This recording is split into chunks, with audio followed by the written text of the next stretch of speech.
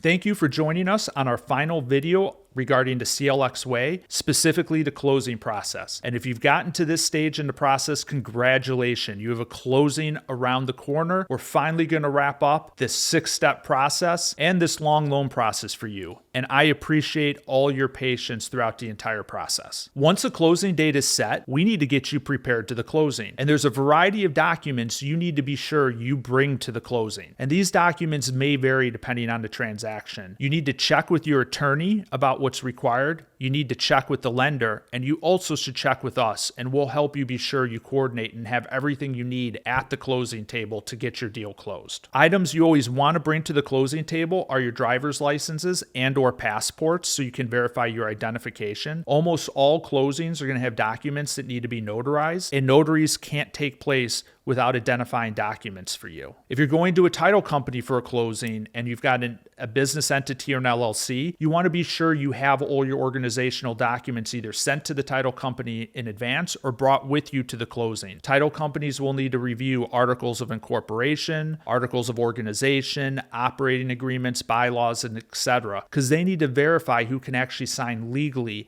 on behalf of the company before they put a mortgage on the property. If you're changing title to a property, you need to bring the appropriate paperwork to change that title. Sometimes we have clients looking to deed properties into new business entities, so you're going to need to bring the deed and other paperwork to the closing. We also recommend that you get your attorney involved and that your attorney has an opportunity to review the loan documents in advance of closing. So once we get that closing date set, we can coordinate getting draft loan documents to you and your attorney for review in advance of closing. That way there aren't any issues that come up at closing because there's maybe a misspelled name or a term is off from the commitment letter. We've caught that in advance and been able to address it in advance of closing. You will also need to be sure that you get your portion of the equity required for any purchase to closing in advance. This may be wiring that money to the lender in advance so they fund it to closing, which is often what happens on SBA 7A loans. Or for more conventional loans, it's likely wiring the money directly to the closing agent or the title company. Please keep in mind, it's important to either wire funds the day before or the morning of closing. If you wire them late in the afternoon, oftentimes that money won't arrive in time to be forwarded on, and then you may pay extra days of interest, or your closing may get delayed a day or two because they don't have the funds necessary to fund on the day of closing. I also recommend you always bring a check to closing. Even though everybody's going to do their best to provide a settlement statement that covers all items needed for closing and gives you a final closing figure, there's always stuff that can come up at the closing table. Maybe there's a disagreement that needs to be settled. Maybe there's an additional charge that got missed. If you have a personal check, most closing agents and most title companies will take a check up to $2,000 or $5,000. You can write that check on the spot and be done with it versus having to go back to your bank and wire additional money and potentially having the closing get delayed. Once you have a closing date set, other things you should do is contact your insurance agent and be sure they're aware of the closing date and the proper insurance is going to be in place on the day of closing. Some insurance companies or agents may require a deposit in advance, so you're going to want to be sure you get that to them. You're also going to want to be sure you've informed your attorney of the closing date and that they're going to be available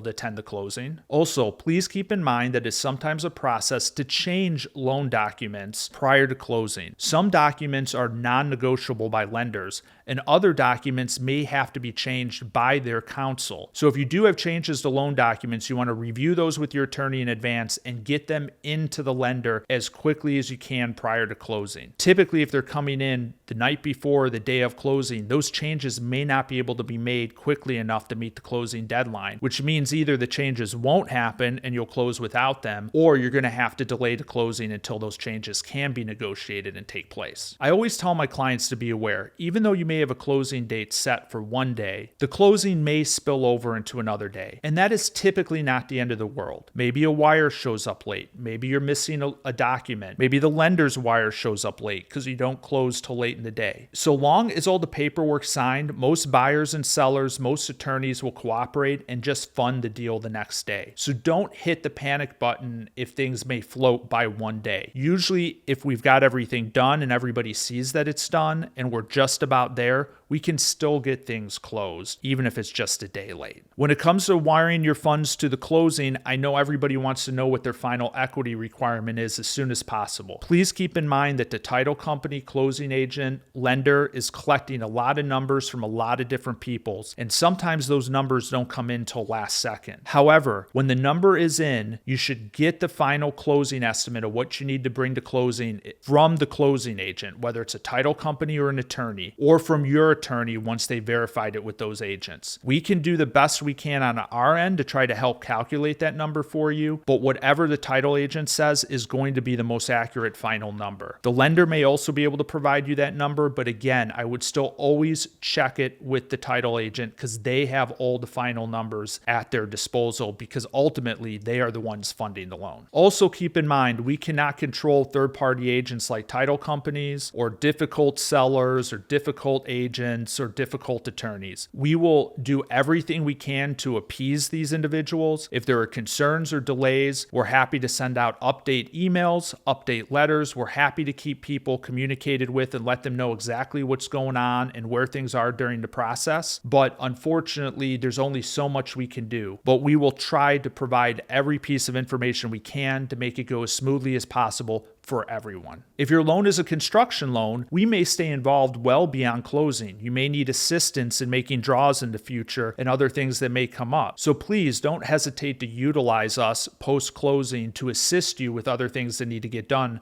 for your loan. And I always tell every borrower, we do not disappear post-closing. If an issue comes up, we are here to assist you. If you have a question regarding something the lender's doing, or something doesn't feel right, or there's a concern or some other sort of issue, give us a call. We're happy to step in, have a conversation with the lender, set up a conference call, get you paperwork, whatever it takes to be sure that the process continues to move smoothly for you post-closing. Lastly, the success of Commercial Lending Acts relies on the success of you. We don't get paid if you don't accept financing we get for you and you don't close on that financing. So we're going to do everything possible we can to be sure that you have the loan that you want and that you have a successful closing. And I congratulate you on getting through the closing process. Hopefully you're happy with your experience in working with Commercial Lending X. There's no greater gratitude for us than a referral. So if you can, please go to our Google page and write a referral, or send us an email with a referral that we can include on our website. We would love to work with you and any of your friends and colleagues in the future. And we look forward to working with you again in your future endeavors. This has been the last video covering the CLX Way. If you have additional questions regarding any of the videos or this video in particular, please do not hesitate to reach out and contact us. We're excited to work with you, and have a great day.